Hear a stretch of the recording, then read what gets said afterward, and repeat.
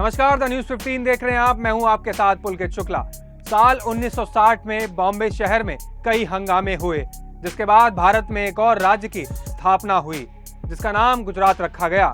ये इतिहास के वो पन्ने हैं जब गुजरात को अलग राज्य का दर्जा मिला, लेकिन इसी दर्जे ने गुजरात में एक और विवाद को जन्म दे दिया, जो था गुजरात की राजधानी। बात करें अभी की तो गुजरात की राजधानी गांधीनगर है, लेकिन लोग चाहते थे कि अहमदाबाद बने। खैर, वक्त की मार से ये मुद्दा शांत हो गया। फिर 1990 में अहमदाबाद को लेकर बीजेपी ने एक परचम लहराया, जिसमें उन्होंने अहमदाबाद को कर्णावती नाम देने का सुझाव रखा। तो आइए आपको विस्तार से बताते हैं कि अहमदाबाद का असली इतिहास क्या है, जिसे समय के साथ धूल फेंकने पर मजबूर कर दिया गया।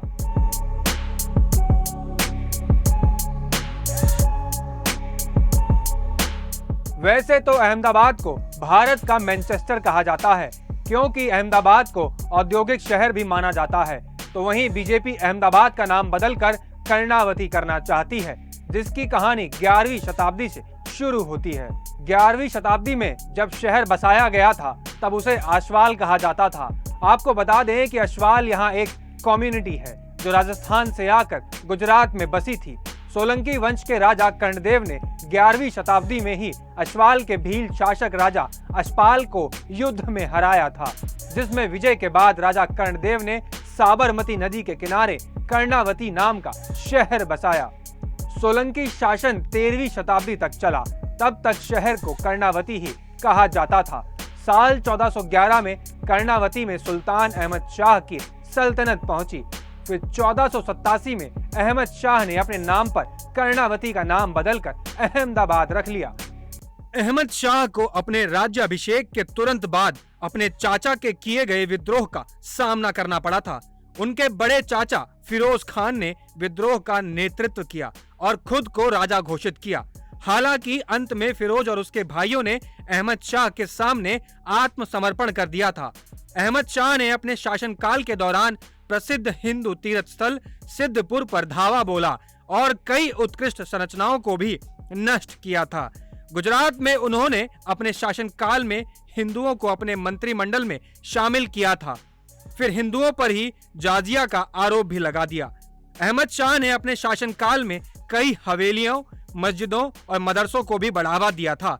अहमदाबाद में स्थित जामा मस्जिद और प्रसिद्ध 3 दरवाजा इमारत भी अहमद शाह के द्वारा ही बनवाई गई थी। अहमद शाह ने अपने शासनकाल में अहमदाबाद में मुगल संस्कृति को अपनाया और बढ़ावा दिया था और अपने नाम पर ही अहमदाबाद का नाम रखा था। उन्हें उनकी मृत्यु के बाद अहमदाबाद के मनोज चौक के पास बादशाह 9 हसीनों के मकबरे में दफनाया गया। अहमदाबाद का नाम सुल्तान अहमद शाह नासिर के नाम पर ही रखा गया है। अहमदाबाद का फेमस 3 दरवाजा इमारत अहमद शाह द्वारा निर्मित प्रथम इमारत है। शासन किए गए शासक के नाम पर अहमदाबाद का नाम होने के कारण इसके नाम की परिवर्तन की मुहिम लोगों को जहन में बस गई है, जिसकी आवाज लोग कई बार उठा चुके हैं। शहर के नाम बदलने की मुहिम के बीच कई लोगों ने अहमदाबाद के नाम बदलने को लेकर केंद्र सरकार और विभागों को प्रस्ताव भी भेजे। हालांकि कई लोगों ने इसका विरोध भी किया। अहमदाबाद का नाम बदलकर कर्णावती करने के लिए कई बार आवाज उठ चुकी है। स्वतंत्रता आंदोलन से जुड़ा शहर अहमदाबाद का इतिहास काफी रोचक रहा है। इससे मुगल सम्राट और सुल्तानों से लेकर महात्मा गांधी के साथ कई बड़े नामों का इतिहास भी जुड़ा हुआ है। अहमदाबाद का नाम मुस्लिम शासक सुल्तान अहमद शाह के नाम पर होने के कारण इसका नाम बदलने की मांग जोरों शोरों से उठ रही है। अब नजर डालते हैं कि पूर्व में किस किस ने कब कब अहमदाबाद का नाम बदलने की मुहिम में अपना योगदान दिया और किसने इसका विरोध में आवाज उठाई। 1990 से लेकर बीजेपी का हमेशा ये एजेंडा रहा है कि अहमदाबाद का नाम बदलकर कर्णावती रखा जाए। इसके लिए गुजरात के सीएम रहे नरेंद्र मोदी ने भी केंद्र सरकार को प्रस्ताव भेजा था। उस समय केंद्र में कांग्रेस सरकार थी। उसके बाद 2018 में गुजरात के अहमदाबाद का नाम बदलने की मुहिम चली थी, जिसमें सोशल मीडिया पर एक कैंपेन भी चला था, #WeWantKarnavati। ये वही मुहिम थी जिसमें अहमदाबाद का नाम बदलने के लिए 24 घंटे में तकरीबन 1 लाख से ज्यादा ट्वीट और रीट्वीट भी किए गए थे। सोशल मीडिया पर चली इस हैशटैग मुहिम का उद्देश्य कर्ण इन और अहमद आउट था। इस मुहिम के बाद 2018 में ही गुजरात के डिप्टी सीएम नितिन पटेल ने कहा था, राज्य सरकार कानूनी अड़चनों के पार कर लेती है तो अहमदाबाद का नाम बदलकर कर्णावती कर दिया जाएगा। कर्णावती नाम કરવા માટે પણ પ્રજાના મનમાં લાગણી અગાઉ પણ હતી, અત્યારે પણ છે। કાયદાકીય મર્યાદાઓ અને જે માગણી માટે સમર્થન મળે કાયદો બદલવા માટે, નામકરણ કરવા માટે એ પ્રાપ્ત થાય તો એ કરવામાં પણ અમે હંમેશા તૈયાર છીએ। અને કર્ણાવતી અનેક રીતે વપરાતું लोकजीभे आवी चुकेलू नाम छे। 2018 में ही कांग्रेस नेता हुसैन अलवी ने नाम बदलने पर विवाद किया और वे बीजेपी पर निशाना साधते हुए कहते हैं कि नाम बदलना केवल चुनावी तिगड़म से ज्यादा नहीं है, सरकार केवल हिंदू मुस्लिम करके दूरियां बना रही है।